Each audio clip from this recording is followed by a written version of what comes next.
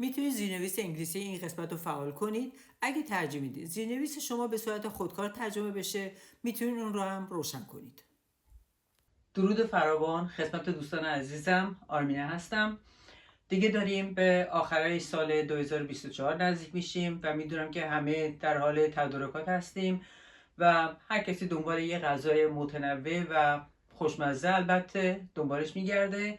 به خاطر همین تو این روزهای ایام سرد تصمیم گرفتم سوپ قارچ رو با هم دیگه امتحان بکنیم که خیلی هم غذای خوشمزه‌ای هستش و خیلی هم ساده. با هم میریم امتحان بکنیم.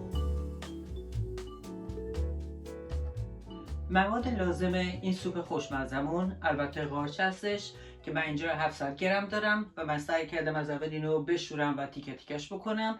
البته من تیکه های بزرگ انتخاب میکنم که توی سوپم قشنگ نمایان باشه. 2 عدد پیاز بزرگ دارم که اینم از اول آماده کردم، خوردش کردم. لازم نیست که خیلی نگینی خورد بشه، بزرگم باشه، به تناسب قارچمون باشه.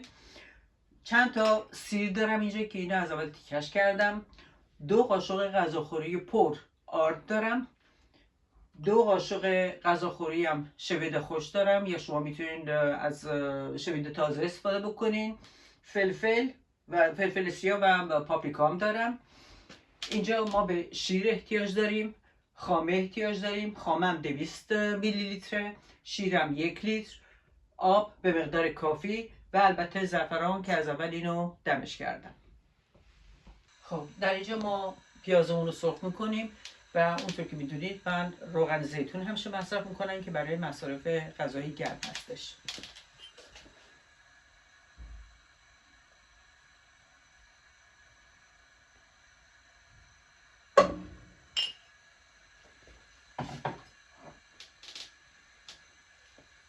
روغن که کمی داغ شد پیازا رو اضافه میکنیم.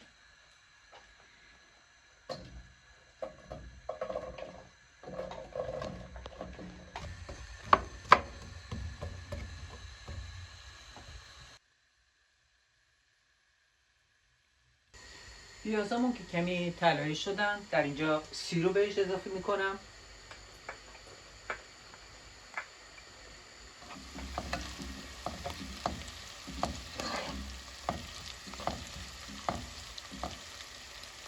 پیاز و سیرمون که کمی تفت خوردن آردو اضافه میکنیم به خاطر اینکه یه خود سوپمون غلیظ‌تر بشه و تفتش میدیم.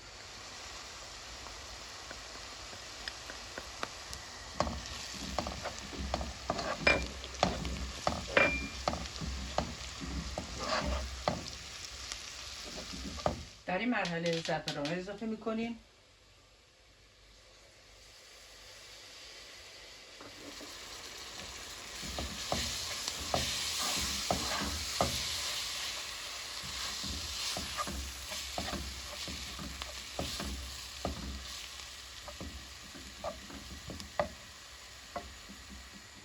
و ماده اصلیمون که قارچ هستش الان اضافه میکنیم به موادمون.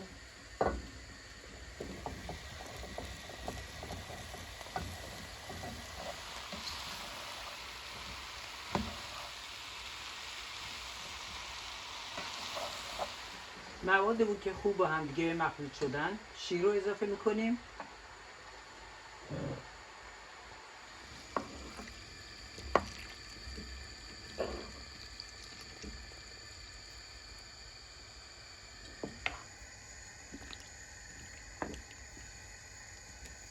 و بعد خاممون رو اضافه میکنیم.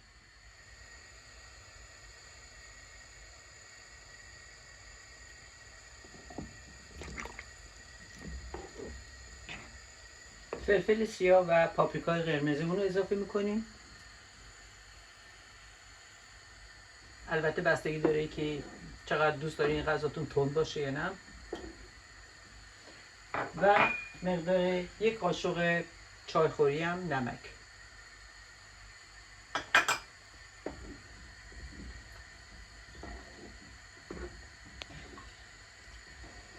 در آخر سر آب رو اضافه میکنیم که به این صورت میتونیم بفهمیم که غلظت سوپمون چقدر باید باشه. و آخر سر شویدو اضافه میکنیم. این مزه خیلی قشنگ به این سوپمون میده. و زمانی که شیرمونو و خامه رو ریختیم، این سوپو باید به قدری به هم بزنیم که سوپمون شیرش نبره، قشنگ به مرحله جوش برسه.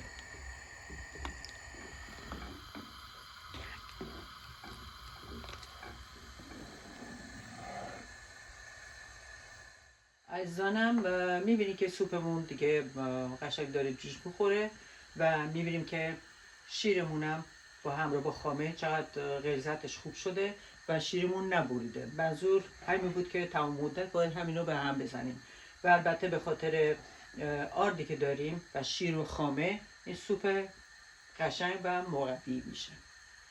الان سوپمون که به این غلظت رسیده، دیگه وقتش رسیده که شعله رو کم بکنیم و در قابلمه رو بذاریم کمی سوپ جا بیفته. البته کاملا نمیبندیمش، نیم بند میذاریم.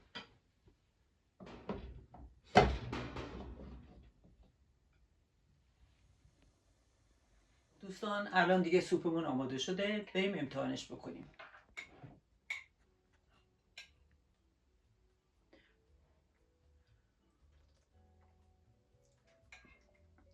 عالی شده، باور کنین. خودتون هم درست بکنین، نوشجا بکنین، ببینید که چقدر خوب شده.